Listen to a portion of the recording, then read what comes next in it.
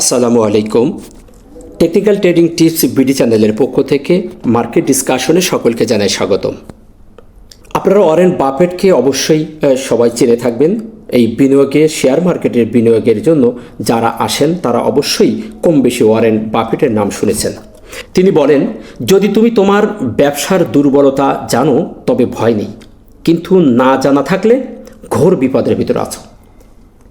এটি থেকে ইনি বোঝাতে চাচ্ছেন যে আপনার ব্যবসায় ক্ষেত্রে আসার আগে আপনাকে ব্যবসা সম্পর্কে ভালো এক্সপিরিয়েন্স দিতে হবে এবং ব্যবসা আসার পরে যদি আপনি তার দুর্বল পয়েন্টগুলোকে যদি আপনি শনাক্ত করতে না পারেন তাহলে আপনি ব্যবসায় সফলতা অর্জন করতে পারবেন না। সো আপনাকে ব্যবসায় আসার পরই আপনাকে সেই জায়গার দুর্বল পয়েন্টগুলোকে আপনাকে খুঁজতে হবে। আপনার মধ্যে কোন কোন দুর্বল পয়েন্টের কারণে আপনি শেয়ার মার্কেট থেকে প্রফিট গেইন করতে পারতেছেন না। শেয়ার মার্কেটে খুবই তীক্ষ্ণ দৃষ্টি সহকারে পর্যবেক্ষণ করে এখানে বিনিয়োগ করতে হয়। যারা তার দুর্বল পয়েন্টগুলোকে রিকভারি করতে পারে, বারবার একই ভুল তারা না করে, তারাই এখানে সফলতা অর্জন করে। দ্বিতীয় আরেকটি উক্তি তিনি বলেছেন, যদি তুমি তোমার আবেগকে নিয়ন্ত্রণ করতে না পারো তবে আর্থিক অবস্থাকে কখনই নিয়ন্ত্রণ করতে পারবে না। আমরা অত্যন্ত আবেগী। ওনার প্রত্যেকটি উক্তি আমাদের জীবনের সাথে মিশে যায়। আমরা আবেগ দিয়ে সব কিছুকে দেখতে চাই। আমরা আবেগে আপ্লিত হয়ে কোনো কিছু করে বসি, সেটির কোনো ব্যাক বিয়ারিং আমরা কোনো প্রকার ডিপলি কোনো অ্যানালাইসিস জানি না, অ্যানালাইসিস বোঝার চেষ্টা করি না। আমরা আবেগ দিয়ে সেটাকে দেখার চেষ্টা করি। আবেগের বশবর্তী হয়ে শেয়ারকে আমরা এন্ট্রি গ্রহণ করি, আবার আবেগের বশবর্তী হয়ে আমরা সেল দিয়ে চলে যাই। আসলে সঠিক টেকনিক্যাল যে অ্যানালাইসিস বা সঠিক তার কারণটা কি, আমরা কারণটাকে উদ্ভাবন করি না, যার কারণে আমরা মার্কেট থেকে সঠিক সময় এন্ট্রি নিতে পারি না, সঠিক সময় এক্সিট হয়ে বেরোতে পারি না। আমরা আবেগের বশবর্তী হয়ে আমাদের শেয়ার বাই সেল করি, যার কারণে আমরা বড় লসের সম্মুখীন হয়ে যাই। তাই আমাদের এখান থেকে ব্যবসা করতে হলে মার্কেটে আবেগকে নিয়ন্ত্রণ করতে হবে। যাই হোক, বর্তমান প্রেক্ষাপট আপনারা দেখেছেন। আমি বেশ 2 দিন আগে একটি অ্যানালাইসিস ভিডিও আপনাদের দিয়েছিলাম। সেদিন ছিল 25শে ফেব্রুয়ারি। আমি একটি অ্যানালাইসিস ভিডিও দিয়েছিলাম। সেখানে মার্কেট সম্পর্কে ইন ডিটেল কিছু কনসেপ্ট আমি আপনাদের সামনে উপস্থাপন করেছিলাম। যারা আমার ভিডিওটি দেখেছেন অবশ্যই সেখানে কিছু ইনফরমেশন পেয়েছেন এবং তারপর পরই 2 দিন মার্কেট নেগেটিভ গেছে আপনারা দেখেছেন। আমি গতদিন ভিডিও দেই নাই, ইচ্ছাকৃতভাবে আমি ভিডিও দেই নাই, কারণ তার আগের দিনের ভিডিওটি আমি কিছু ইনফরমেশান দিয়েছিলাম যার প্রত্যেকটি জায়গায় মিলে গেছে। পরের দিন আমি চিন্তা করেছিলাম যে আজকেও যদি দেখতে পাচ্ছি যে মার্কেট নেগেটিভ হয়ে যাবে, মার্কেটের যে সিমটম, মার্কেটের যে চার্ট রিডিং যদি আপনি সঠিকভাবে করতে পারেন তাহলে আপনি মার্কেট বলেন এবং হাতে থাকা শেয়ারটার 70-80% আপনি একটি কনসেপ্ট পেয়ে যাবেন। তো সেদিক থেকে চার্ট অ্যানালাইসিস করে আমি দেখেছিলাম যে মার্কেট নেগেটিভের দিকে যাচ্ছে এবং নেগেটিভ হওয়ার সম্ভাবনা তার বেশি। 25 তারিখের সেই সিগন্যাল, 25 তারিখের যে সিমটম, সেখানেই একটি দিগ্নির্দেশনা আমি পেয়েছিলাম। এই জন্য আমি পরের দিন ভিডিওটা দেইনি যে মানুষ আরও প্যানিক ফিল হবেন, যে আমার কথাটি শুনে হয়তোবা পরের দিনও মানুষের মধ্যে একটা ভয় সৃষ্টি হতে পারে। সেজন্য আমি ভিডিও দেওয়া থেকে বিরত ছিলাম। যাই হোক, প্রত্যেকটি ক্ষেত্রেই আপনাকে জাস্টিস করতে হবে। চার্টকে ভালোভাবে রিডিং করতে হবে, প্রাইস অ্যাকশন বুঝতে হবে, ক্যান্ডেল স্টিকের গতিবিধি আপনাকে জানতে হবে। সঠিকভাবে যদি আপনি জানতে পারেন তাহলে আপনি মার্কেট সম্পর্কে 70-80% কনসেপ্ট আপনি পেয়ে যাবেন। হাতে থাকা শেয়ারটাও ওই ধারা অনুযায়ী আপনি পরিচালনা করতে পারবেন। এখানে আমি মূলত সবসময় আপনাদেরকে মার্কেট ডিসকাশন করে থাকি। শুধু কি মার্কেট ডিসকাশন করে থাকি, এটার ভিতরে অনেক কিছুই শিক্ষার আছে। এইটার থেকে জাস্টিস করতে পারবেন আপনি আপনার হাতের শেয়ারটাকে। আপনি মার্কেট কি হতে যাচ্ছে, এখানে কোন ধরনের ডিসকাশন আমি করতেছি, কোন ধরনের দিকনির্দেশনা দিচ্ছি, কোন ধরনের প্রাইস অ্যাকশনের উপর আমি জোর দিচ্ছি, কোথায় আমি বেশি ফোকাস দিচ্ছি, সেই বিষয়গুলো যদি আপনি সঠিকভাবে আইডেন্টিফাই করতে পারেন তাহলে আপনি হাতের শেয়ারগুলোর ক্ষেত্রে ওই জায়গাগুলোকে আপনি সঠিকভাবে চিহ্নিত করতে পারবেন। তাই মনোযোগ সহকারে ভিডিওগুলো দেখবেন। আশা করি এখান থেকে কিছু শিখতে পারবেন এবং কিছু দিক নির্দেশনা আপনারা পাবেন। যাই হোক, আজকের আলোচনাও সে ধরনের কিছু গুরুত্বপূর্ণ ইনফরমেশন আমি আপনাদের সামনে উপস্থাপন করব। আশা করি ভিডিওটি সম্পূর্ণ দেখবেন, স্কিপ না করে মনোযোগ সহকারে দেখবেন, তাহলে আপনি এখানে কিছু ইনফরমেশন আপনি পাবেন। আর যদি আপনি চ্যানেলের নতুন হয়ে থাকেন তাহলে অবশ্যই চ্যানেলটিকে সাবস্ক্রাইব করবেন এবং আপনার বন্ধুবান্ধব সহকর্মীদের এই ভিডিওগুলো দেখার সুযোগ করে দেবেন। এখানে আর কোনো কথা আমি বলি না, আমি টেকনিক্যাল টুলসের যে সিগন্যালগুলো দেখি, প্রাইস অ্যাকশন যেটা বলে, আমি সেই জিনিসগুলোকে আপনাদের সামনে পুঙ্খানুপুঙ্খভাবে তুলে ধরার চেষ্টা করি, যার মাধ্যমে আপনি শেয়ার মার্কেটের দিক নির্দেশনা পাইতে পারেন এবং আপনার হাতের শেয়ারের একটি সম্মুখ ধারণাও আপনি পেয়ে যাবেন। আপনারা দেখেছেন আমি এখানে কোনো শেয়ার নিয়ে ডিসকাশন করি না, আমি মাঝে মাঝে সেক্টর নিয়ে অনেকে রিকোয়েস্টে সেক্টরে কিছু অ্যানালাইসিস দিয়ে থাকি। আমি ম্যাক্সিমাম সময় আমি মার্কেটের আপডেটগুলো দিই, মার্কেট কোন ধারায় যাচ্ছে, কি হতে পারে, সেই বিষয়গুলো আমি আপনাদের সামনে উপস্থাপন করি। তাই ভিডিওগুলো মনোযোগ সহকারে দেখবেন এবং একটি গঠনমূলক কমেন্ট করতে ভুলবেন না। চলুন কথা না বাড়িয়ে আমরা আজকের মার্কেটের একটু দেখে আসি মূল আলোচনাটায়। শুরুতেই যে বিষয়গুলো আমরা একটু দেখি, সেটা দেখে আমরা মার্কেট সাইকোলজি আজকে বোঝার চেষ্টা করব। আসলে আমাদের মার্কেটে এই অবস্থান থেকে কি হতে যাচ্ছে, মার্কেট মূলত কোন ধারায় যাচ্ছে, সেই বিষয়গুলো নিয়ে আমরা একটু কথা বলবো। ভিডিওটি একটু বড় হতে পারে, বোরিং না হয়ে একটু মনোযোগ সহকারে দেখুন, তাহলে আপনি এখান থেকে অনেক কিছু জানতে পারবেন। আমরা আজকের দিনের শেষ প্রান্তে এসে আমরা সকালে দেখেছিলাম মার্কেটে একটু ভালো পজিটিভ মুভমেন্ট ছিল। আসলে এইটা ছিল সম্পূর্ণ একটি ফেক ছিল। অনেকেই হয়তো ধরে নিয়েছিলেন যে এটি এখান থেকে পজিটিভ হওয়ার পসিবিলিটি আছে। আসলে কিন্তু টেকনিক্যাল যদি আপনি সঠিক জেনে থাকেন, মার্কেট সাইকোলজি যদি সঠিক আপনি ধরতে পারেন, তাহলে আপনি কখনোই থিঙ্কিং করতে পারেন নাই যে আজকে মার্কেট পজিটিভ হবে। মার্কেট নেগেটিভের একটা প্রবাবিলিটি বেশি ছিল। দিন শেষে আমরা দেখেছি মার্কেট প্রায় 6.5 পয়েন্ট 6.49 মাইনাস করে মার্কেট 5247 মার্কেট শেষ করতে সক্ষম হয়েছে। টার্নওভার আমরা দেখতে পেয়েছি 487 কোটি, গতকাল আমরা দেখেছিলাম 463 কোটি হয়েছিল। টার্নওভার কিন্তু আমাদের জায়গায় আছে, মাশাআল্লাহ। এদিক থেকে আমরা বলতে পারি যে টার্নওভার আমাদের আস্তে আস্তে বৃদ্ধি পাচ্ছে। আমরা এর আগের দিন দেখেছিলাম 607 কোটি টাকা, বহুদিন পরে এ ধরনের একটি টার্নওভার আমরা দেখেছিলাম। এটা অত্যন্ত সন্তোষজনক একটি টার্নওভার ছিল। তারপরের দিন আমরা দেখলাম 544 কোটি। অর্থাৎ টার্নওভারের যে গড়, ভলিউমের যে একটা গড় এভারেজ আমাদের স্ট্যান্ডার্ড একটি জায়গায় রয়ে গেছে, খুবই ভালো জায়গা। সেদিক থেকে আমরা বলতে পারি মার্কেটে একটি সুন্দর অবস্থানে আছে। তবে মার্কেট যে সবসময় বুলরান করবে, একটানা মার্কেট পজিটিভ হবে তা কিন্তু নয়, এটা আমরা সবাই জানি। একটি মার্কেট বলেন, শেয়ার ক্ষেত্রে বলেন, মার্কেট এবং শেয়ার যখন সামনের দিকে যায় তখন সে ছোট ছোট পুল ব্যাক দিয়ে দিয়ে শক্তি সঞ্চয় করে সামনের দিকে যায়, যেটি আমাদের মার্কেট করেছে। যেটি আমরা যদি দেখি মার্কেট এখানে ছোট ছোট 2-3 পুল ব্যাক দিয়ে দিয়ে মার্কেট সামনে যাচ্ছে। আবারও আমরা দেখতে পেলাম মার্কেট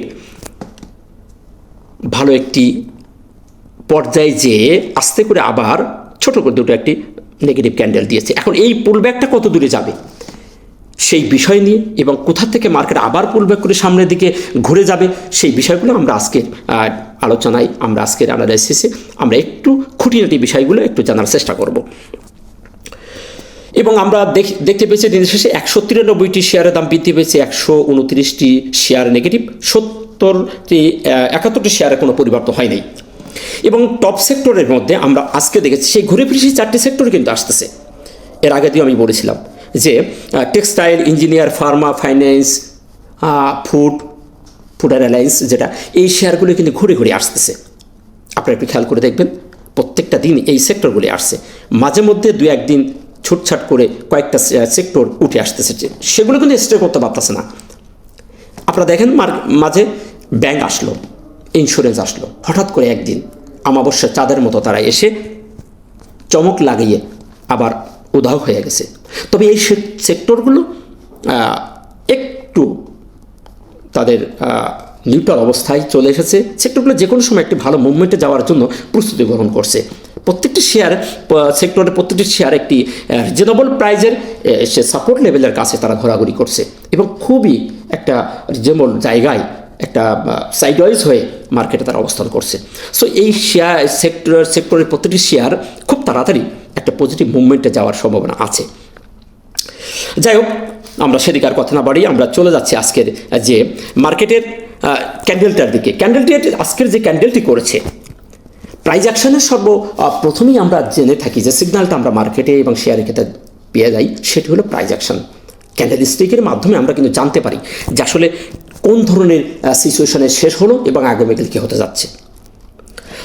তো আজকে আমরা দিনের শেষে যে ক্যান্ডেলটি আমরা দেখতে পাচ্ছি, সেই ক্যান্ডেলটি আমরা যদি এটাকে রেজিস্ট্যান্সের কাছে লাস্ট ক্যান্ডেল হতো, তাহলে এটাকে আমরা শুটিং স্টার বলতাম। কারণ একটি শুটিং স্টারের যে বৈশিষ্ট্য, সেই বৈশিষ্ট্যটি আজকে আমরা এই ক্যান্ডেলের মধ্যে দেখতে পাচ্ছি। অর্থাৎ শুটিং স্টারটি হতে হবে রেজিস্ট্যান্সের কাছে হতে হবে, তার বডিটি হতে হবে বডির দ্বিগুণের বেশি হতে হবে শ্যাডো, তার নিচেই শ্যাডো থাকতেও পারে না থাকতেও পারে। এ ধরনের কয়েকটি 7টি বৈশিষ্ট্য তার মধ্যে বিদ্যমান থাকতে হবে। তো সেই বৈশিষ্ট্যগুলোর ভিতরে আমরা আজকের ক্যান্ডেলটার মধ্যে আমরা সেই বৈশিষ্ট্যগুলো বিদ্যমান দেখতে পাচ্ছি। তো যেহেতু এটি একদম লাস্ট ক্যান্ডেল নয়, রেজিস্ট্যান্সের কাছে নয়, যদি এই দিনে হতো, যদি আমরা দেখতে পেতাম যে 26শে ফেব্রুয়ারি এই ক্যান্ডেলটি হতো, তাহলে এই ক্যান্ডেলটিকে আমরা একটি পারফেক্টলি শুটিং স্টার বলতাম। যেদিন এই ক্যান্ডেল হয়েছিল 18ই ফেব্রুয়ারি একটি পারফেক্ট শুটিং স্টার হয়েছিল। সেদিন আমি আমার অ্যানালিসিসে স্পষ্ট আমি বলেছিলাম যে মার্কেট পরের দিন নেগেটিভ হওয়ার সম্ভাবনা সবচেয়ে বেশি। এই ক্যান্ডেলটির যে বৈশিষ্ট্য, পরিপূর্ণতা একটি শুটিং স্টারের বৈশিষ্ট্য বহন করছিল। আপনারা দেখেছেন পরপরই পরের দিন নেগেটিভ হয়েছে, পরের দিন একটি বেবি ক্যান্ডেল দিয়ে আবার ঘুরে গেছে। তবে এ ধরনের ক্যান্ডেল হলে পরের দিন নেগেটিভ হওয়ার সম্ভাবনাই সবচেয়ে বেশি থাকে, সেটা আপনারা দেখেছেন। তো সেদিক থেকে আজকের যে ক্যান্ডেলটি হয়েছে সেটি রেজিস্ট্যান্সের কাছে নয়, লাস্ট ক্যান্ডেল নয়, একদিন পরে হয়েছে, এই ক্যান্ডেলের পরের দিন হয়েছে। সুতরাং এটাকে আমরা শুটিং স্টার না বলে এটাকে আমরা ইনভার্টেড হ্যামার বলতে পারি। যেহেতু শুটিং স্টারের যে বৈশিষ্ট্য, সেই বৈশিষ্ট্যের ভিতরে একটি পয়েন্ট সে কভার করতে পারে নাই, সেটি রেজিস্ট্যান্সের কাছে নেই, রেজিস্ট্যান্সের নিচে চলে এসেছে একটি ক্যান্ডেলের পরে। সো সেটিকে আমরা ইনভার্টেড হ্যামার বলতে পারি। তার ইনভার্টেড হ্যামারের যে বৈশিষ্ট্য সেটি সেখানে সে ফিল আপ করেছে। এবং আমরা দেখতে পাচ্ছি যে এটি একটি রেজিস্ট্যান্স, যে তার ইম্পর্টেন্ট রেজিস্ট্যান্স জোন ছিল।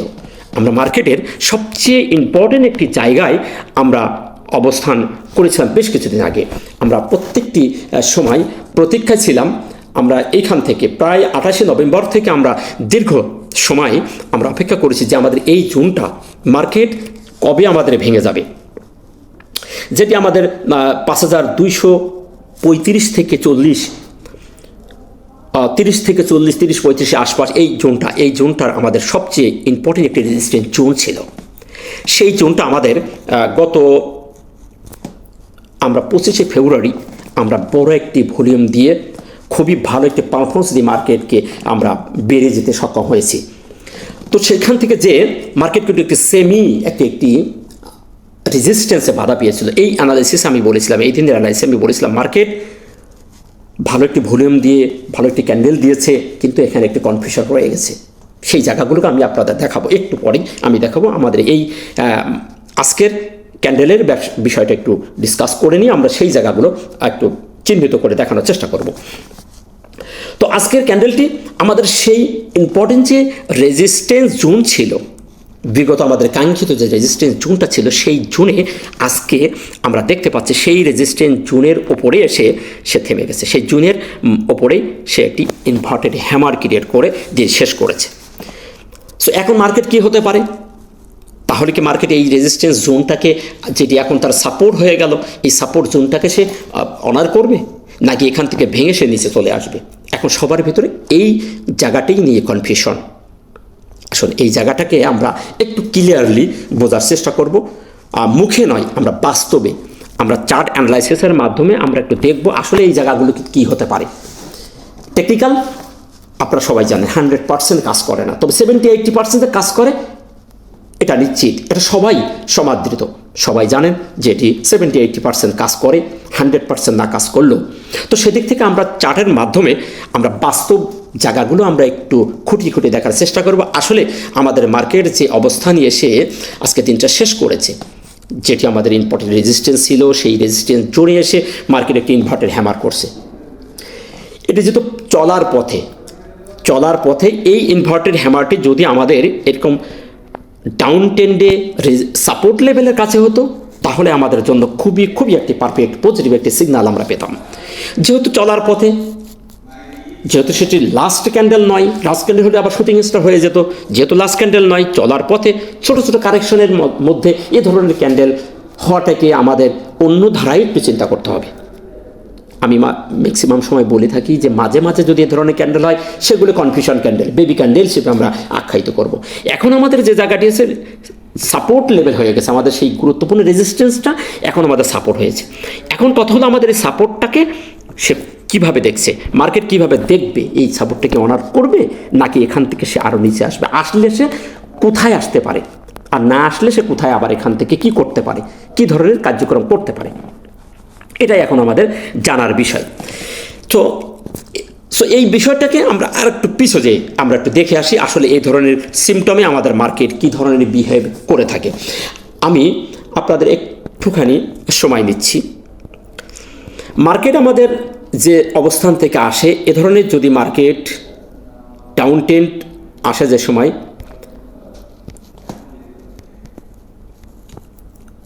এ ধরনের একটা সাপোর্টকে অনার করে মার্কেট যখন ওঠে, তখন আবার এরকম একটু ঝিকঝাক স্টাইলের মার্কেট উঠতে থাকে।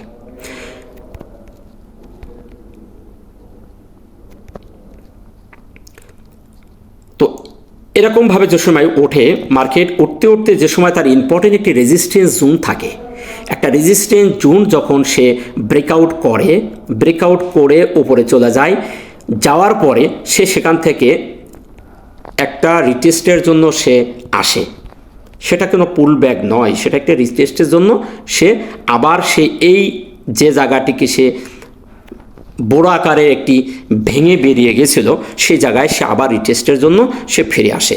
সে জায়গাটিকে যদি এরকমভাবে সে ফিরে আসে, এটি যদি তার ইম্পর্টেন্ট একটি রেজিস্ট্যান্স জোন থাকে, তাহলে সে এই জায়গায় সে আবার ফিরে আসে, যে জায়গাটিকে তার সবচেয়ে গুরুত্বপূর্ণ ছিল, যে জায়গাটিকে সে বারবার প্রতিহত করতে পারতেছিল না। হায়ার করতে ছোট পুলব্যাক দিয়ে সেই জায়গাটি বা কয়েকটা রেঞ্জ বাউন্ড করতেছে, করে বারবার বাধাপ্রাপ্ত হচ্ছে, যে জায়গাটি ভাঙতে পারতেছে না, কোনো এক সময় যে সময় ভেঙে বেরিয়ে যায়, তখন সে কোনো এক সময় আবার সেই জায়গায় ফিরে আসে, এসে সেই জায়গা থেকেই পুলব্যাক দিয়ে সে ফিরে যেয়েও থাকে। সে আবার এরকম ছোটোখাটো কারেকশন দিয়ে, অথবা সে এই জায়গায় ছোটোখাটো ঘোরাঘুরি করে তারপর সে আবার এই লেভেল থেকে এরকম জায়গা থেকে আবার সে সামনের দিকে উঠে যায়। তো এ ধরনের কার্যক্রম মার্কেটে হয়ে থাকে, মার্কেট সাইকোলজিটি এ ধরনের হয়ে থাকে, সরাসরি সে পড়ে যায় না। আর যদি যায়, তাহলে যদি সে তার নিকটতম যে সুইং লো থাকে, সেই সুইং লো যদি সে ব্রেকআউট করে ফেলে, তাহলে সেটি তার চেঞ্জ অফ ক্যারেক্টার হিসেবে আমরা ধরে থাকি। সেটি কেমন হতে পারে? সেটি যদি এই ধরনের নিকটতম যে তার সুইং আছে, এই সুইংটাকে যদি সে মার্কেট অথবা শেয়ার এই সুইংটাকে যদি সে ভেঙে বেরিয়ে আসে, তাহলে আমরা সেটাকে কি বলবো? সেটাকে চেঞ্জ অফ ক্যারেক্টার হিসেবে ধরবো। এখন মার্কেটের যে পরিস্থিতি, এই জায়গা থেকে যদি সে ঘুরে না যায়, সে যদি এই অবস্থান থেকে আবার যদি এই সাপোর্টটাকে ভেঙে সে নিচে চলে আসে, তাহলে কি হলো? আমাদের মার্কেটের একটা পরিবর্তন চলে আসলো, অর্থাৎ চেঞ্জ অফ ক্যারেক্টার হয়ে গেল, তার একটা চলার যে গতি সেটি ব্রেকআপ হয়ে গেল। তো আমাদের মার্কেটে যেহেতু এখনও পর্যন্ত তার লোয়েস্ট সুইং লো আছে, সেই লো কিন্তু মার্কেট এখনও পর্যন্ত সে জায়গায় আসে নাই, আমাদের মার্কেট ছোট পুলব্যাক দিয়ে সামনে যাচ্ছে। তো সেক্ষেত্রে আমরা এই অবস্থানটাকে জাস্টিস করতে পারি, এই অবস্থানে যে কর্মকাণ্ডটা করে থাকে, যে আমাদের সবচেয়ে বড় যে রেজিস্ট্যান্স ছিল, সেই বাধা ভেঙে এসে বেরিয়ে গেছে, যাওয়ার পরে আবার সেই রেজিস্ট্যান্সের জোনে এসে কিছু কনসিডারেশন করতে পারে, সেখানে কয়েকদিন ঘোরাঘুরি করে হয়তো মার্কেট এখান থেকে বেরিয়ে যেতে পারে। যেহেতু আমাদের এখনও নিচেই সুইং লো আছে, সেই সুইং লো কিন্তু আমাদের মার্কেট এখনও সে জায়গায় পৌঁছায় নাই। আচ্ছা, এই ছিল এই বিষয়টা নিয়ে আমি একটু স্কেচ দেখালাম। এখন বাস্তবে আমরা আসি, এইটা যে ঘটে তার প্রমাণ দেখেন। আমরা যদি এই জায়গাটিকে একটু খেয়াল করি, আমাদের মার্কেট এই এলাকাটি এসে দেখেন এখানে বেশ কিছুদিন যাবত আমাদের মার্কেট সাইডওয়াইজ হয়েছিল, বেশ 6-7 দিন আমরা এই জায়গাটিকে সাইডওয়াইজ হয়ে আমরা থাকতে দেখেছিলাম। তারপর এই সাপোর্ট লেভেলটিকে ভেঙে ফেলে মার্কেট একটা বেশ 3 দিনের একটা বড় একটি পতন আমরা দেখি। 3 দিন বড় বড় প্যারিস মারুজি ক্যান্ডেল দিয়ে মার্কেট নেমে আসে, এসে মার্কেট এই লেভেল থেকে একটা শক্তি সঞ্চয় করে, যেখানে আমরা খুবই ভালো একটি পারফেক্ট ইনভার্টেড হ্যামার দেখেছিলাম যে 12 জুনে একটা সুন্দর একটি সাপোর্ট ক্রিয়েট করে একটা ভালো একটি ইনভার্টেড হ্যামার ক্রিয়েট করে উঠে গেছে। যেটি আমি সবসময় বলে থাকি, ইনভার্টেড হ্যামার যদি সাপোর্ট লেভেলের কাজ করে অত্যন্ত ভালো কাজ করে, সেটি আপনারা এখানে দেখেছেন। এই যে 12 জুনের যে ঘটনা ঘটছে, আচ্ছা এখান থেকে উঠছে মার্কেট কিভাবে, ওঠার পরে আমাদের যে ইম্পর্টেন্ট যে জায়গাটিকে মার্কেট ভেঙে উঠতে পারতেছিল না, বারবার এখানে ছিল, সেই জায়গাটিকে মার্কেট ব্রেকআউট করে এখান থেকে উঠছিল, উঠে যে আবার এখানে এসে 2-1 দিন ঘোরাঘুরি করে সেই জায়গাটিকে ভেঙে মার্কেট বেরিয়ে গেছে। বেরিয়ে যাওয়ার পরে বেশ একটা ভালো বুল রান আমরা দেখতে পেলাম, যে আমাদের এখানে একটি শুটিং স্টার করে মার্কেট আবার রিটেস্ট করার জন্য ফিরে আসে, কারেকশন দিল। দেখেন সেই কারেকশন দিয়ে সেই বড় জায়গাটি, সেই যে জায়গাটিকে মার্কেট বেশ কিছুদিন যাবৎ থেমেছিল, সেই জায়গাটিকে ভেঙে উঠে গেছে, আবার ফিরে এসে ঠিক সেই জুনে আমরা দেখেছিলাম যে 4 আগস্ট এবং 6 আগস্ট আমাদের মার্কেট সেই জায়গাটিকে অনার করে, সেই জোনটাকে অনার করে ব্যাস আবার সে ভালো একটি বুলরান আমাদের দেখিয়েছিল। মার্কেট এখান থেকে আমাদের 4-5 দিন ভালো একটা বুলরান দিয়ে আবারও সেই রেজিস্ট্যান্স লেভেলে এসে মার্কেট একটি শুটিং স্টার করে মার্কেট আবার কারেকশনে চলে আসে, এসে বড় আকার একটি পতন আমরা দেখতে পেয়েছি। তারপর এসে আমাদের মার্কেট আবার সেই জায়গাটিকে ভেঙে যখন বেরিয়ে আসছে, বড় একটা আবার 3-4 দিন মার্কেট পড়ে যায়, 3-4 দিন পড়ে যেয়ে আবার উঠে সেই জায়গাটাকে আমাদের বড় একটা সাপোর্ট রেজিস্ট্যান্স হিসেবে কাজ করছে। তো মার্কেট যে তার নিকটতম রেজিস্ট্যান্স ভেঙে বেরিয়ে যেয়ে সেখানে যে ফিরে আসতে পারে, তার প্রমাণ আপনারা দেখলেন। এটি মার্কেটের সাইকোলজি।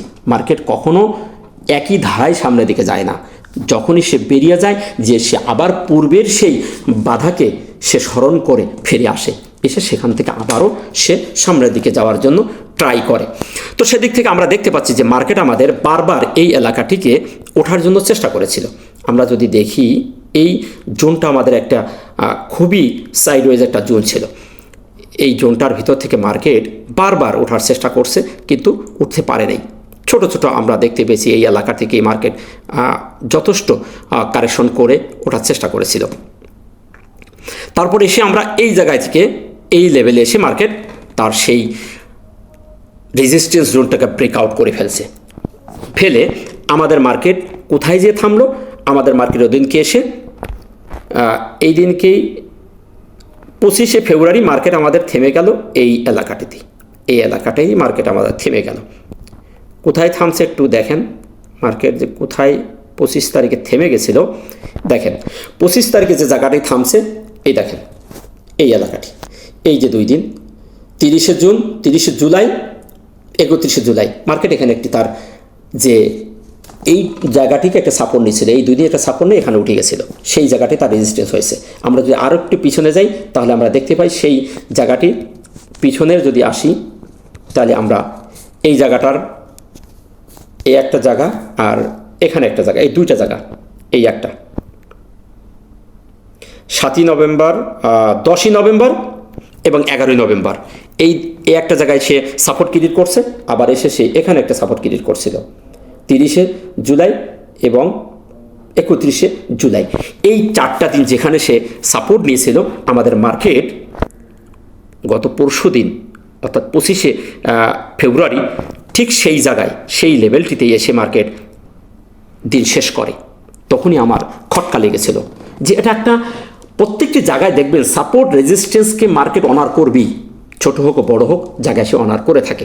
আমরা সেই জায়গাটাকেই দেখেছিলাম মার্কেট ছোট একটি শ্যাডো উপরে করে সেই জায়গায় এসে থেমে গেছিল। এই জায়গাটা যদি ভেঙে উঠতে পারতো তাহলে মার্কেটের একটা ভালো পজিটিভ দিক আমরা দেখতে পেতাম, কিন্তু সেই জায়গায় যখন থেমে গেছে তখন আমি বলেছিলাম যে মার্কেটের সন্দেহভাজন আছে।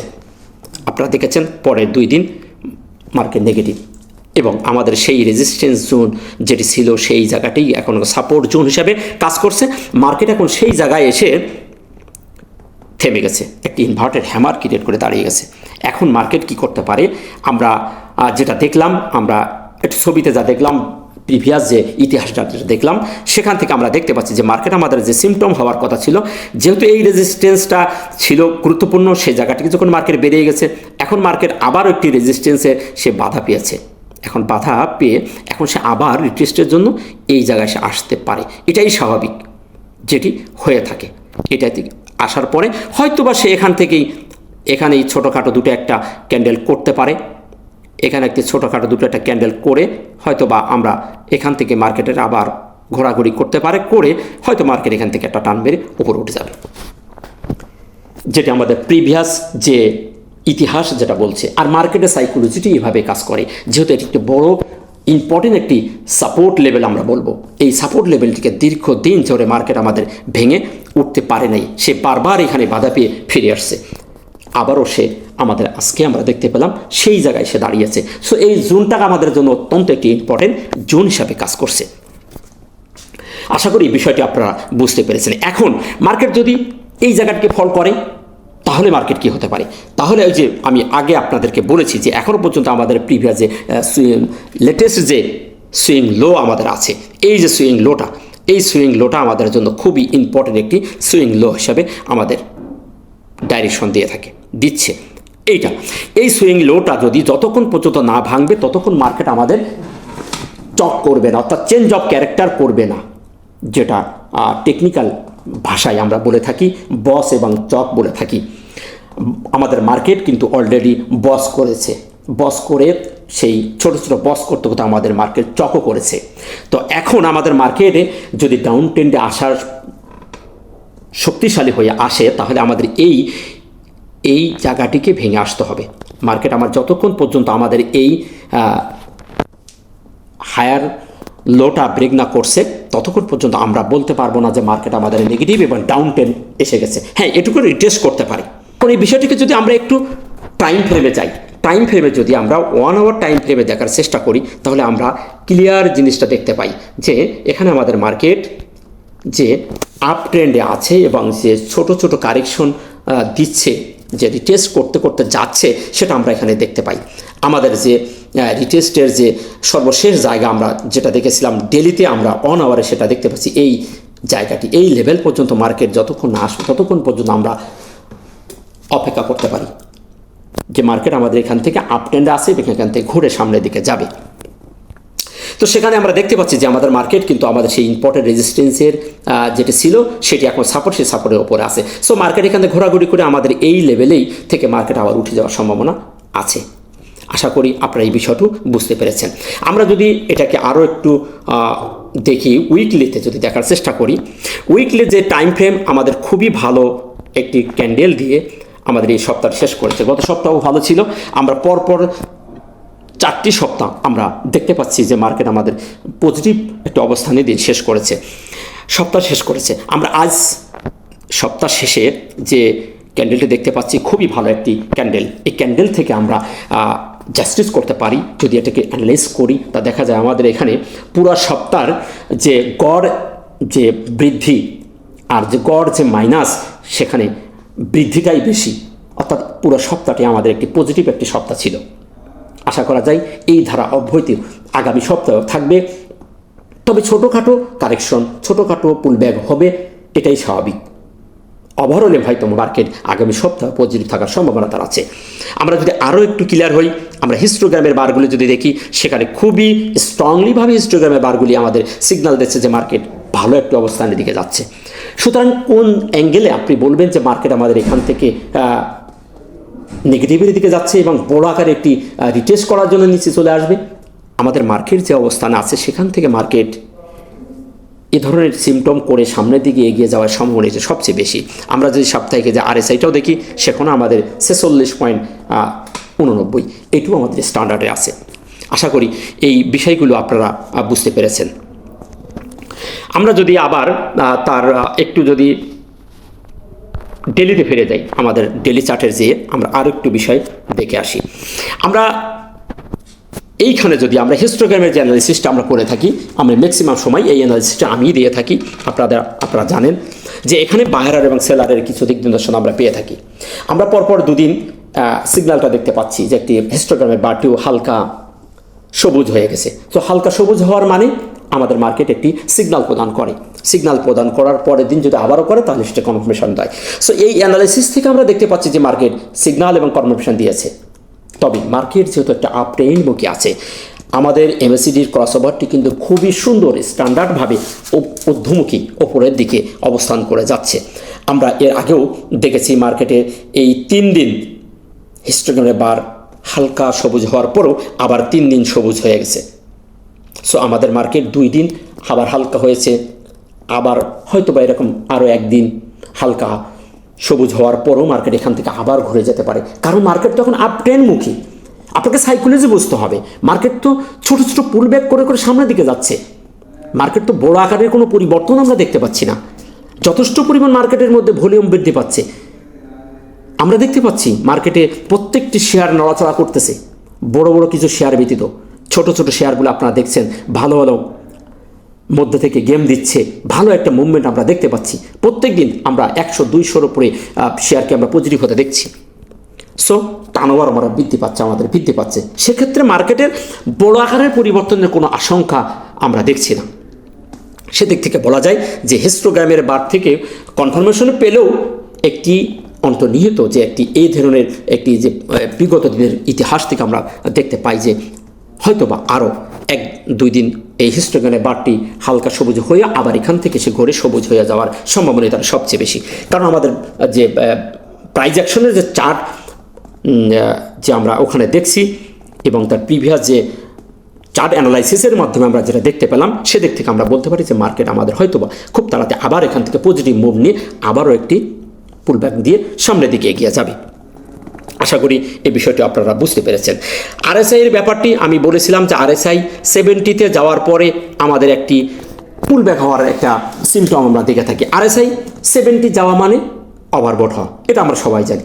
সো ওই দিন আমি বলেছিলাম যে আরএসআই আমাদের একটি সিগন্যাল দিচ্ছে। দেখেন প্রত্যেকটি জায়গায় কিন্তু আমি পয়েন্ট টু পয়েন্ট আপনাদের মাঝে তুলে ধরার চেষ্টা করি। আপনি শুধু শেয়ার মার্কেটের ক্ষেত্রে নয়, আপনার হাতে থাকা শেয়ারটির ক্ষেত্রে এই জিনিসগুলোকে যদি আপনি ফলো করেন তাহলে আপনি প্রত্যেকটি জায়গায় একটি সুন্দর একটি নির্দেশতা পাবেন। আরএসআই 70 আমি বেশ কিছু আগের কথা আমরা বলেছিলাম যে আরএসআই এর আগে বিগত 70-র উপরে স্টে করে নাই। সো অবভিয়াসলি এই জিনিসটি আমাদের মাথায় নেওয়া দরকার ছিল যে আমাদের 25শে ফেব্রুয়ারি মার্কেট আরএসআই 70-র উপরে উঠে গেছে।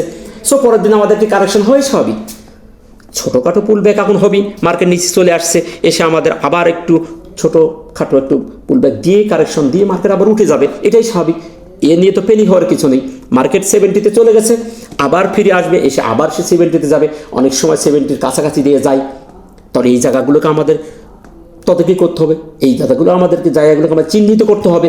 যদি আপনি চিহ্নিত করতে পারতেন তাহলে আপনি এই জায়গায় থেকেই কিছু প্রফিট নিয়ে আবার ব্যাগে আসতেছে, সেই জায়গায় নিয়ে সেই জায়গা থেকে আপনি আবার এন্ট্রি গ্রহণ করলেন।